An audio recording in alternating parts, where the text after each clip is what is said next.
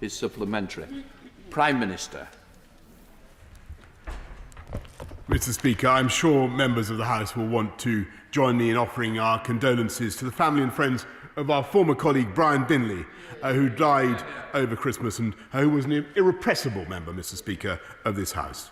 Mr. Speaker, today we are publishing our proposals for reforming the Mental Health Act. For too long we've seen rising rates of detention that not only had little beneficial effect, but left some worse off, not better off.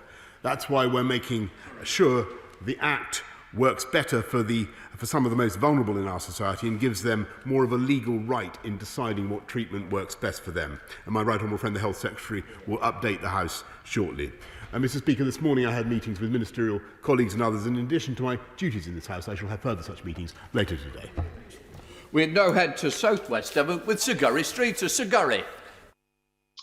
Thank you, Mr. Speaker. And I know the whole House will want to associate itself with the Prime Minister's remarks about our dear Brian Binley. Mr. Speaker, one of the groups hit hardest by the pandemic is young people in full-time education, especially those facing exams last year and this, with all of the mental health challenges that come from such uncertainty. Does my right honourable friend agree that those for whom exams have been scrapped this year would now benefit from the utmost clarity about how exactly they will be assessed? A clear plan announced early without last-minute changes to help teachers and students prepare for an even more challenging experience. Thank you. Well, my right honourable friend is absolutely right, and there is clearly a problem of differential learning that has grown over the last few months and risks being exacerbated now by the current lockdown, and we'll do everything we can to ensure that exams are fair, that the ways of testing are set out in a timely way, and the Department for Education is launching a consultation with Ofqual to ensure that we get the right arrangements for this year. We now come to the Leader of the Opposition, Right Honourable Keir Starmer. Thank you, Mr. Speaker. Can I join the condolences expressed by the Prime Minister, I'm sure, on behalf of the whole of the House? Can I also, Mr. Speaker, begin by paying tribute to all of those involved in the vaccine programme? I went to the Newham vaccine hub last week, and it was really uplifting to see the NHS, the Red Cross and lots of volunteers all working together and giving real hope. They had a simple message to me, which is if they had more vaccine, they could and they would do more, and I'm sure that's shared across the country. I welcome news that's come out this morning about a pilot of 24/7 vaccine centres. I anticipate there's going to be huge clamour for this. So can the Prime Minister tell us, when will the 24/7 vaccine centres be open to the public, because I understand they're not at the moment, and when will they be rolled out across the country? Well, I'm grateful to the Right Honourable Gentleman for what he says about the rollout of vaccines, and I can tell him that we'll be going to 24/7 as soon as we can, and my right honourable friend, the Health Secretary, will be setting out more about that in due course. And as he rightly says, at the moment the limit is on supply. We have a huge network, 233 hospitals, 1,000 GP surgeries, 200 pharmacies and 50 mass vaccination centres, and they are going, as he has seen himself, exceptionally fast. I pay tribute to their work, and it's thanks to the work of the NHS and to the Vaccine Task Force that we have secured more doses, I think, per capita than virtually any other country in the world, certainly more than any other country in Europe. Keir Starmer. Thank you, Mr. Speaker. I obviously welcome that and urge the Prime Minister and the Government to get on with this. We're all happy to help, and there are many volunteers who are. The sooner we have 24/7 vaccine centres, the better for our NHS and the better for our economy. Mr. Speaker, the last PMQs was on the 16th of December. The Prime Minister told us then that we were seeing, in his words, a significant reduction in the virus. He told us then that there was no need for endless lockdowns and no need to change the rules about Christmas mixing. Since then, since that last PMQs, 17,000 people have died of COVID. 60,000 people have been admitted to hospital, and there's been over 1 million new cases. How did the Prime Minister get it so wrong? And why was he so slow to act? Well, Mr. Speaker, of course, what he fails to point out is that on the 18th of December, 2 days later, the government was informed of the spread of the new variant and the fact that it spreads roughly 50 to 70% faster than the old variant, and that is why it is indeed correct to say that the situation today is very troubling indeed. We have 32,000 COVID patients in hospital. The NHS is under huge strain. And Mr. Speaker, I would like to take this opportunity to pay tribute to all the staff, the doctors, the nurses, everybody working now in our NHS who are doing an extraordinary job under the most challenging possible circumstances to help those who so desperately need it. And I thank them for what they are doing. But at the same time, I also want to thank all those involved in what is the biggest vaccination programme in the history of this country, where once again the NHS is in the lead, working with the Army and the Legion of volunteers and everybody else. And that programme of vaccines, Mr. Speaker, does show the way forward. It does show how we're going to come through this pandemic. And again, I repeat my gratitude to all those involved, because they've now vaccinated 2.4 million people, delivered 2.8 million doses, more than any other country in Europe. This is the toughest of times, Mr. Speaker, but we can see the way forward. Mr. Speaker, the Prime Minister says that effectively 2 days after that PMQs, the advice changed. The truth is, the indicators were all in the wrong direction back at the last PMQs. But be that as it may, the Prime Minister says he got that advice on the 18th of December, 2 days after PMQs. And we've all seen the Sage minutes of the 22nd of December confirming the advice that was given to the government. The government's advisers warned the Prime Minister that the new variant was spreading fast and it was highly unlikely that November-style lockdowns would be sufficient to control it. Pretty clear advice on the 18th of December to the Prime Minister from Sage. Tougher lockdown than November is going to be needed. I've got the minutes here, everybody's seen them. Yet instead of acting on the 18th of December, the Prime Minister sat on his hands for over 2 weeks. We're now seeing in the daily figures the tragic consequences of that delay. So how does the Prime Minister justify delaying for 17 days after he got that advice on the 18th of December? Well, Mr. Speaker, I must disagree very profoundly with what the right honourable gentleman just said, because he knows very well that within 24 hours of getting the advice on the 18th about the spread of the new variant, we acted to put the vast part of the country into much, much tougher measures.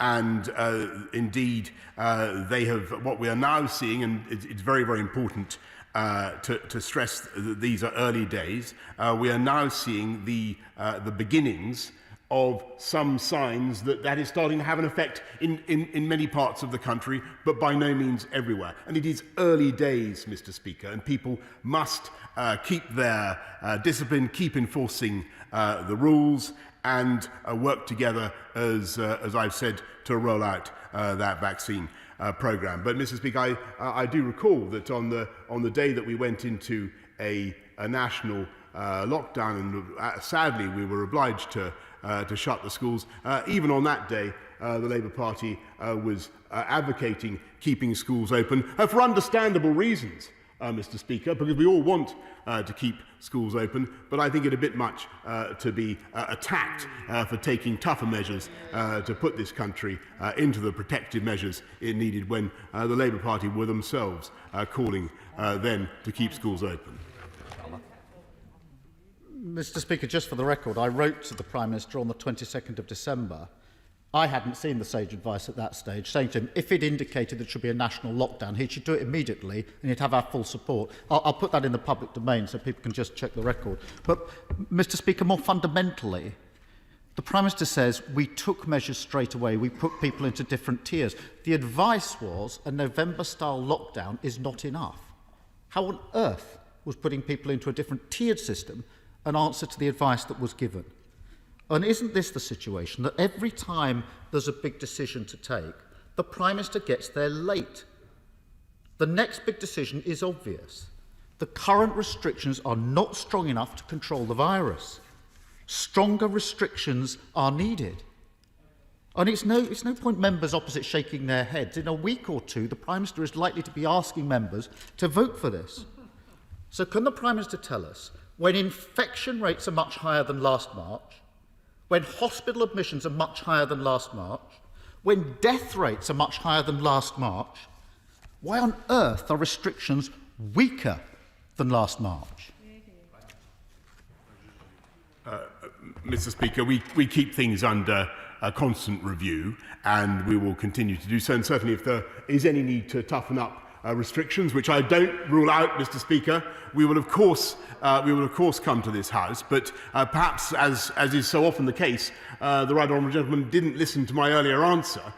Because I pointed out to the House that actually the lockdown measures that we have in place, combined with the Tier 4 measures that we were using, are starting to show signs of some effect, and we must take account of that too, Mr. Speaker, because nobody can doubt the serious damage that is done by lockdowns to people's mental health, to jobs, to livelihoods as well. And Mr. Speaker, if to listen to the right honourable gentleman over the last 12 months, you'd think he had absolutely no other policy except to plunge this country into 12 months of lockdown. And as for coming too late to things, Mr. Speaker, I think it was only a few weeks ago that he was attacking the vaccine task force that has secured the very doses, the millions of doses that have put this country into the comparatively favourable position that we now find ourselves. It's just not true. Every time I've spoken about the vaccine, I've supported it. But the Prime Minister says we're balancing health restrictions and the economy. And yet we ended 2020 with the highest death toll in Europe and the deepest recession in any major economy. So that just isn't a good enough answer. Mr. Speaker, I want to turn to the latest free school meals scandal. We've all seen images on social media of disgraceful food parcels for children, costed at about £5 each. That's not what the government promised. It's nowhere near enough. So can I ask the Prime Minister, would he be happy with his kids living on that? And if not, why is he happy for other people's kids to do so? Well, Mr. Speaker, I don't think anybody in this House is happy with the disgraceful images that we've seen of the food parcels that have been offered. They are appalling. They're an insult to the families that have received them. And I'm grateful, by the way, to Marcus Rashford, who highlighted the issue and is doing quite an effective job by comparison with the right honourable gentleman in holding the government to account for these issues. And the company in question has rightly apologised and agreed to reimburse. But it is because we want to see our kids properly fed throughout this very difficult pandemic that we've massively increased the value of what we're providing. Another £170 million in the COVID winter grant scheme. £220 million more for the holiday activities and food programme, and we're now rolling out the national free school meal voucher scheme, as we did in March, to give parents the choice to give kids the food that they need. Under this government, we will do everything we can to ensure that no child goes hungry as a result of the privations caused by this pandemic. Keir Starmer. Mr. Speaker, the Prime Minister says that the parcels are disgraceful, but it shouldn't have taken social media to shame the Prime Minister into action. Like the Education Secretary, he blames others, and he invites me to hold him to account. So let me do that. Because blaming others, Prime Minister, it's not as simple as that, is it? Because I've checked the government guidance on free school meals, the current guidance, published by the Department of Education. I've got it here.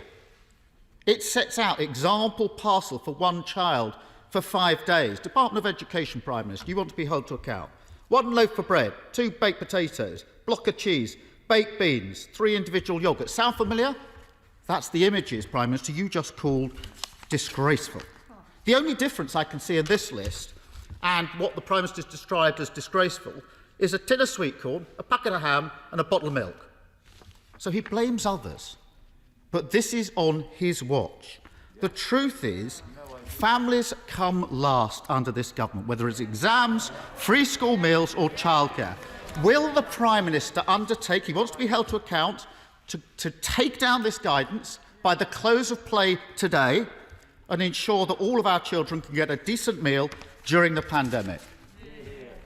Speaker, the right honourable gentleman's words would be less hypocritical and absurd if it were not for the fact that I don't believe anybody's a hypocrite in this chamber. I think we need to be a little bit careful about what we're saying to each other. There was a not truth earlier, and there was also comparisons to others. Please, let's keep the discipline in this chamber and the respect for each other. We're tidying up how this Parliament behaves, and I certainly expect the leadership of both parties to ensure that takes place. Prime Minister, would you like to withdraw hypocrisy? I'm delighted to be advised by you, Mr. Speaker. Let me confine my criticism to the absurdity of the, which I hope is acceptable, Mr. Speaker, of the right honourable gentleman attacking us over free school meals when it was a Conservative government that instituted free school meals, universal free, not a Labour government, and of the 280 billion that we have spent securing the jobs and the livelihoods of people across this country, uprating universal credit, increasing and in addition increasing the living wage by record amounts this year and last year, increasing local housing allowance. The overwhelming majority, the bulk of the measures, the benefits fall in favour of the poorest and the neediest in society, which is what this House would expect. And Mr. Speaker, he takes one position one week, one position the next. That is what he does. That's been his whole lamentable approach throughout this, if I can get away with lamentable, Mr. Speaker, throughout this pandemic. And he says he supports the vaccine now. He says he supports the vaccine rollout, and he goes and tries to associate himself with it because he senses that it is going well. But don't be in no doubt, Mr. Speaker, that was the party that wanted us, this country, to stay in the European Union vaccine programme. He stood on, yeah, absolutely true, he stood on a manifesto, which he has not repudiated, Mr. Speaker, to dismantle the very pharmaceutical companies that have created this miracle of science, which is true. Prime Minister, there are questions, and sometimes we've got to try and answer the question to what was asked of you. I think to run through the history is one thing, but in fairness, it is Prime Minister's questions. What I would say is it was the final question. We've got lots of others to go through. So I think what I'm going to do now is move on to Simon Jupp in Sidmouth, who's desperate to ask a question of you, Prime Minister. Simon Jupp. Thank you, Mr. Speaker. The hospitality industry is the lifeblood of East Devon. Our pubs, restaurants, cafes and hotels provide thousands of jobs, places to meet and places to stay. The generous support package now put in place will tide many of these businesses over for now, but they will need further support. Will my right honourable friend consider extending the VAT cut for hospitality to give them a helping hand when they're back open for business?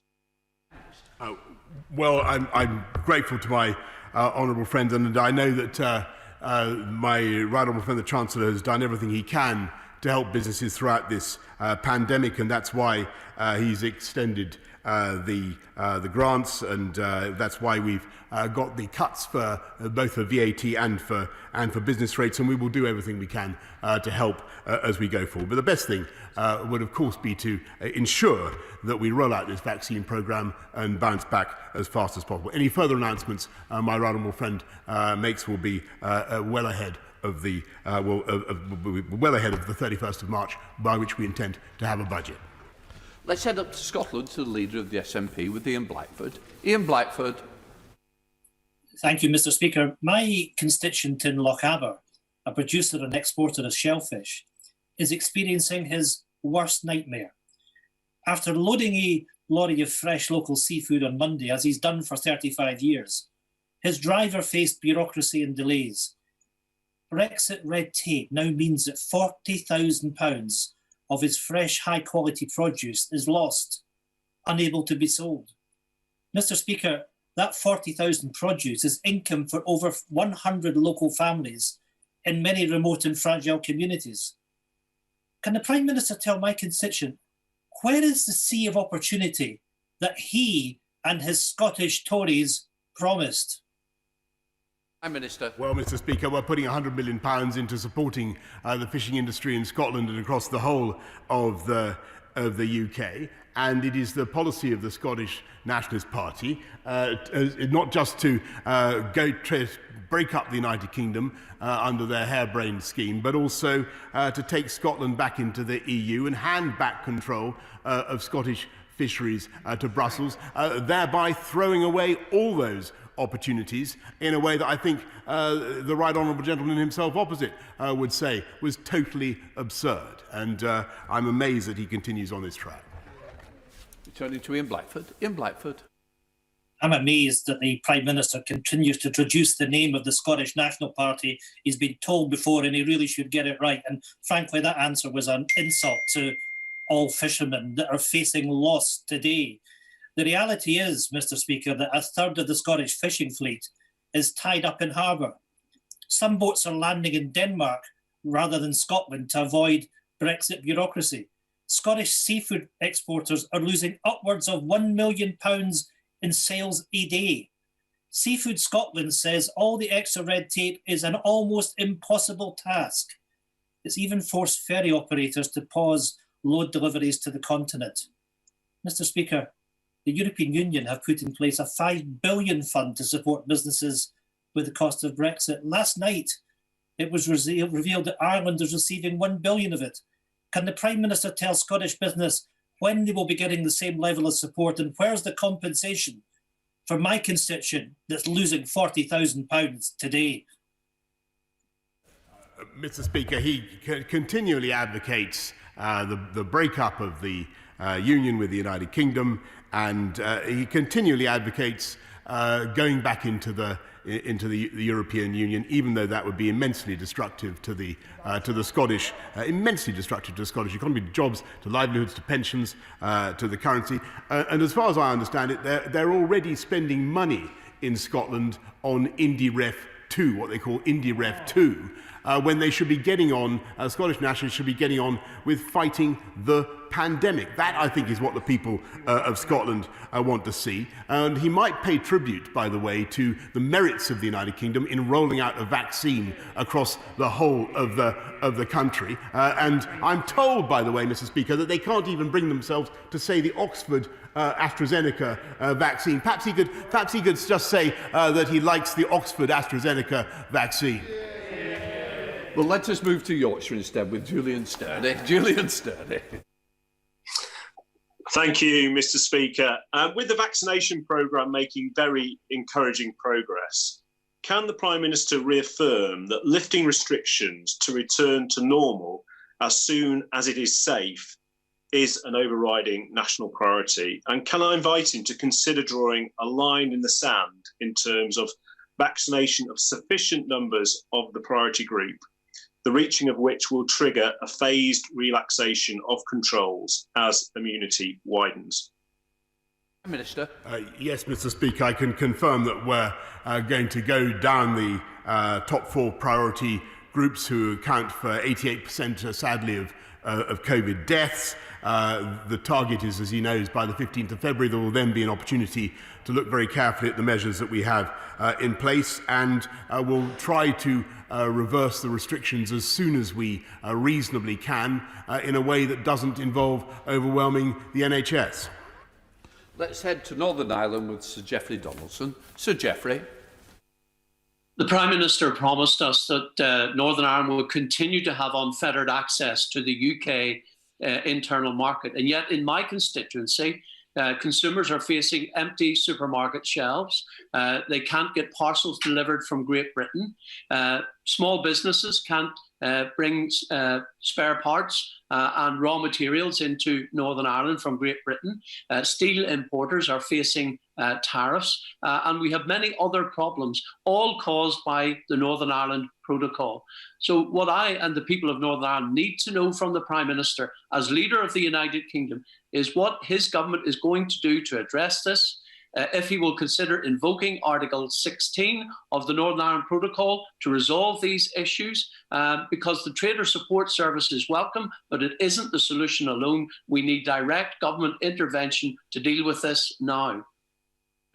Well, I thank the right honourable gentleman. I can tell him that at the moment goods are flowing effectively and in normal volumes between Great Britain and Northern Ireland. So far, no lorries have been turned back. Yes, of course, there are teething problems, and what I can say, what I can confirm to him, is that if there are problems that we believe are disproportionate, then we will have no hesitation in invoking Article 16. Let's head to Rushcliffe with Ruth Edwards. Ruth Edwards. Thank you, Mr. Speaker. May I congratulate my right honourable friend on his trade deal with the EU and welcome the prospect of a more global approach to our trading policy. Would he agree with me that a free port based at East Midlands Airport, connected to the world by trains, planes and automobiles, and focused on generating green growth is key to the success of global Britain? I'm delighted that she's campaigning for a free port. I'm a passionate supporter of free ports. They will be a process, as she knows, and successful applicants will be announced in the spring. Let's head up to St Albans with Daisy Cooper. Daisy Cooper. Thank you, Mr. Speaker. I hope that the Prime Minister will join with me in congratulating the local GPs and all the admin, medical and volunteer staff who have set up the Batchford Hall Vaccination Centre in St Albans at incredible speed. They have already vaccinated thousands of residents, but their enormous local drive and success is being hampered because they are only being provided with enough vaccine supplies to vaccinate 1,100 people a day for just 2 days a week. And they are often only getting the vaccine deliveries at very short notice. So will the Prime Minister personally intervene to ensure that the Batchford Hall Vaccination Centre in St Albans and all PCN-led local vaccine services have a much greater and more consistent vaccine supply so they can get on with the job of vaccinating the country against COVID?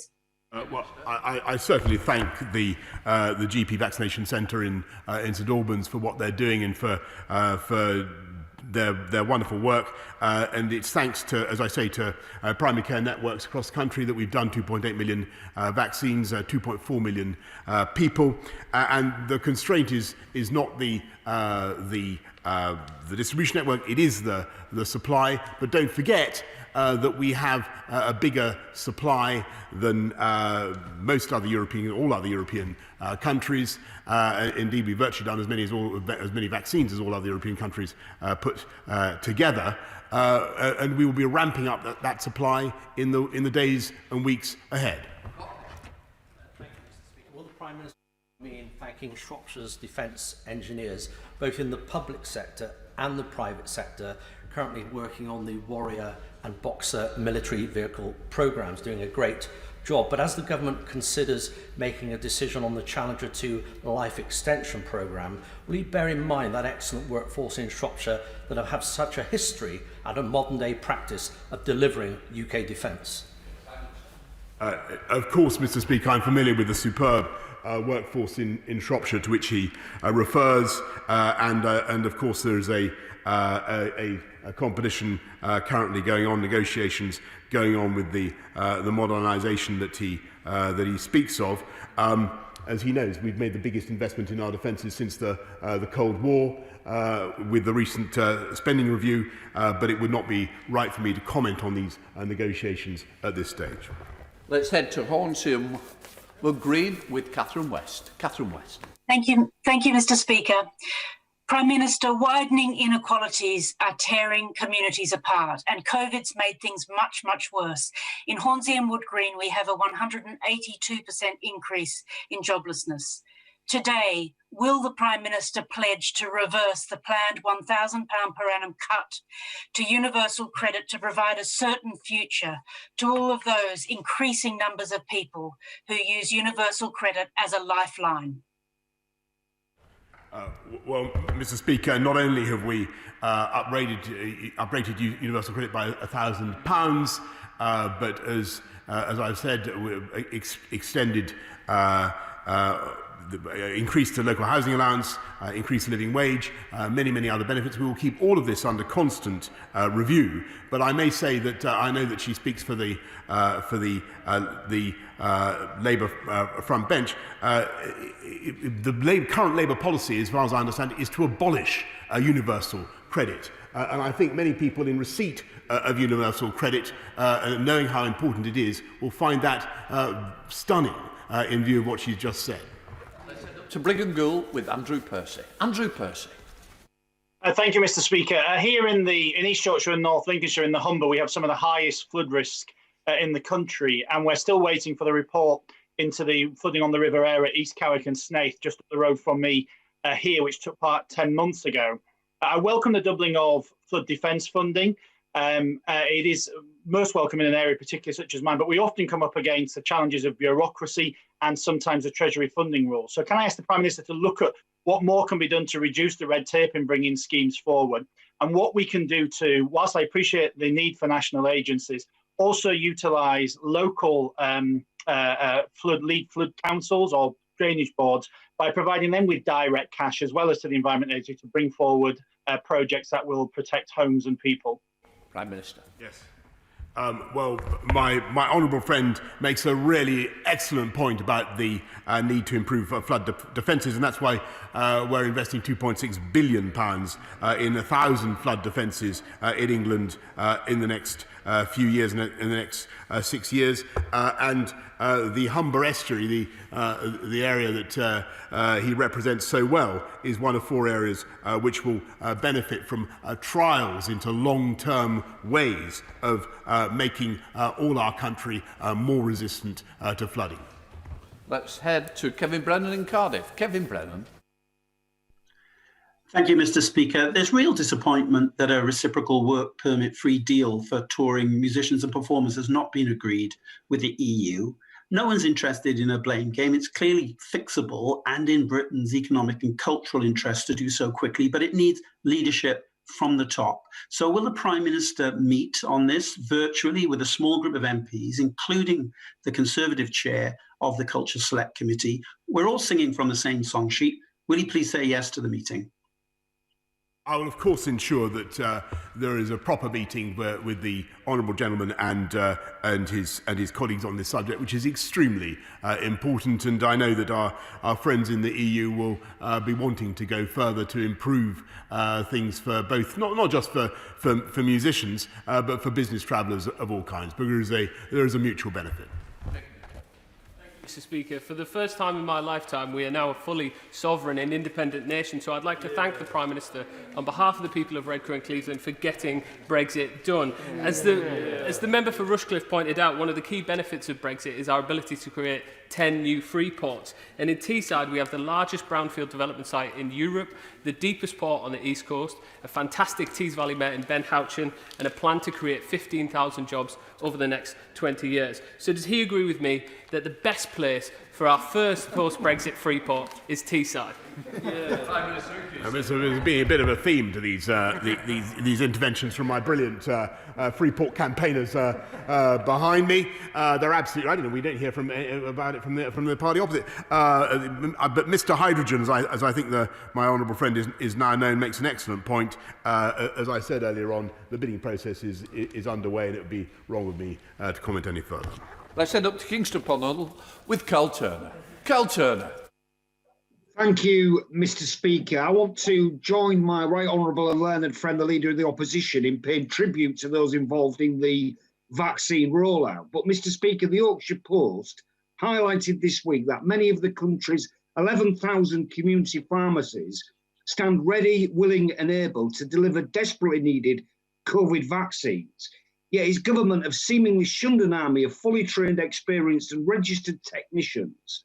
Pharmacies like Witham Pharmacy in East Hull are at the forefront of the flu vaccine every single winter and are ready to play their part in the national effort. So will the Prime Minister now take control and fully mobilise the skills and expertise of community pharmacies to get Britain vaccinated? Well, Mr. Speaker, there are 9,000 fantastic community pharmacies across our country. They do an amazing job.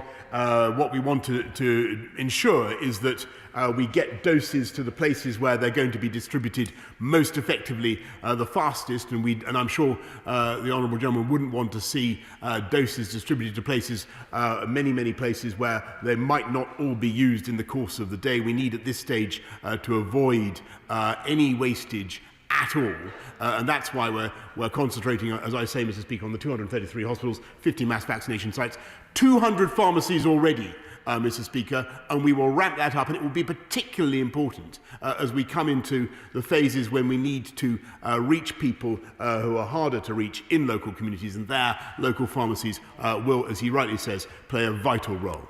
Let's head up to Norfolk with Duncan Baker. Duncan Baker. Thank you, Mr. Speaker. I'm sure the Prime Minister will join me in saying that we owe an enormous debt of gratitude to all our carers, including unpaid carers and young carers, and those throughout the social care profession for the tireless work they have done during the pandemic. And representing the oldest constituency demographic of North Norfolk, I firsthand have seen their work.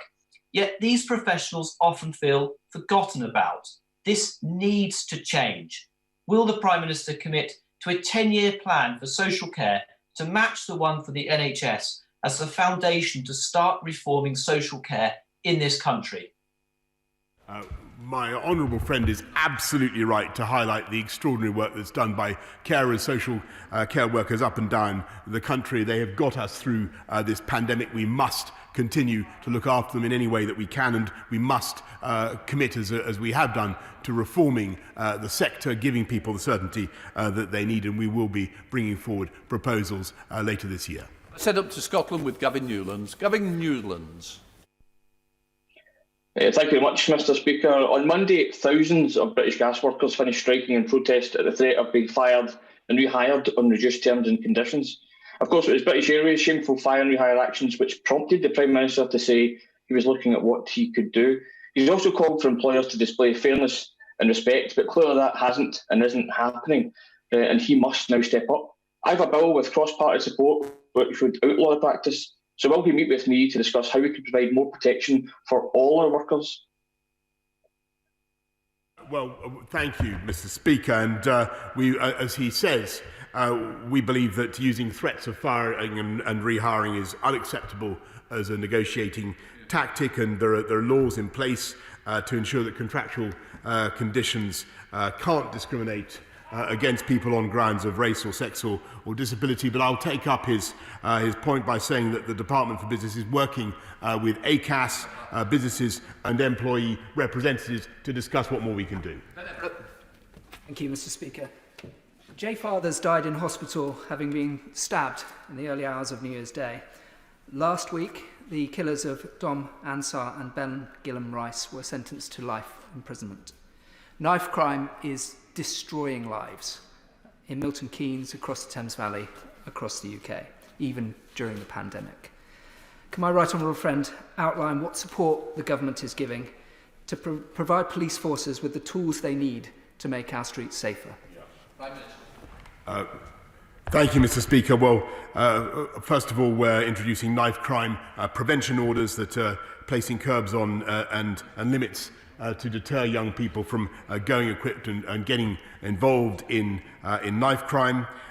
We've made sure that we deliver on the serious violence strategy, engaging with young people, steering them away from knife crime. But what it takes is continuous and serious law enforcement, making sure that people who carry a knife do get the sentences they deserve. And that's why we're also putting more police out on the streets of our country, and have recruited almost 6,000 of the additional 20,000 that we committed to at the last election.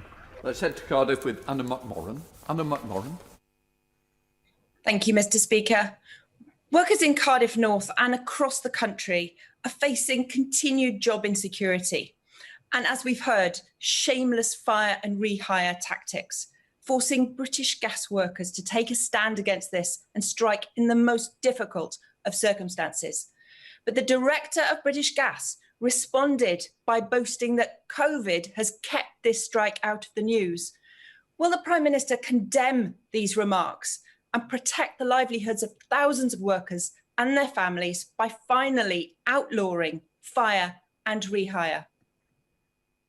Well, Mr. Speaker, insofar as that was the gentleman's intention, he's failed in that. And I think possibly the best thing I can do is repeat what I've just said to the Honourable Gentleman who's already raised this strike. We regard fire and rehire as unacceptable, and we will continue to make that point and seek further means of redress. I said to Andrea Ledson in Northamptonshire. Andrea Ledson. Thank you.